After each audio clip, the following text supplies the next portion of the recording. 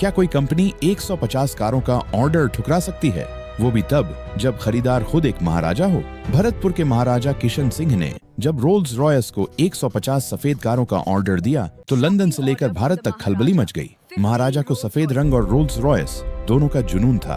उनके पास पहले से ही कई गाड़ियां थीं, लेकिन वे एक ऐसा काफिला चाहते थे जो दुनिया में किसी के पास न हो। उन्होंने कंपनी को पत्र लिखा, मुझे 150 नई रोल्स रॉयस चाहिए और शर्त एक ही है, सबकी सब दूध जैसी सफेद होनी चाहिए। हैरानी की बात यह है कि शुरुआत में रोल्स रॉयस कंपनी ने इस ऑर्डर को असंभव बताकर टालने की कोशिश की। कंपनी का कहना था कि इतनी ज्यादा संख्या में और एक ही रंग की कारें तैयार करने में सालों लग जाएंगे और इससे उनकी एक्सक्लूसिविटी खत्म हो जाएगी। कंपनी को लगा कि शायद महाराजा सिर्फ मजाक कर रहे हैं, लेकिन महाराजा किशन सिंह मजाक नहीं कर रहे थे।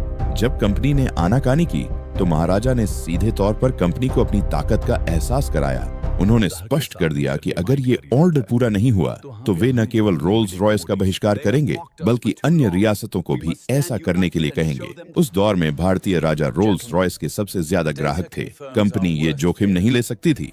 अंत में रोल्स रॉयस झुका। इतिहास बताता है कि महाराजा के पास कारों का इतना ज्यादा जखीरा इकट्ठा हो गया था कि भरतपुर की गलियों में जब ये सफेद कारें निकलती थीं, तो लोग उसे व्हाइट एलिफेंट मार्च कहने लगे थे। हालांकि 150 की संख्या पर कुछ इतिहासकारों में मतभेद है, लेकिन उनके पास मौजूद सफेद जखीरा उस समय दुनिया का सबसे ज्यादा निजी कार कलेक्शन था। महाराजा किशन सिंह की ये जिद दिखाती है कि उस दौर के भारतीय राजाओं का रुतबा क्या था। अगर आपको ये रुतबा पसंद आया तो माइंड क्यू हिंदी को सब्सक्राइब करें।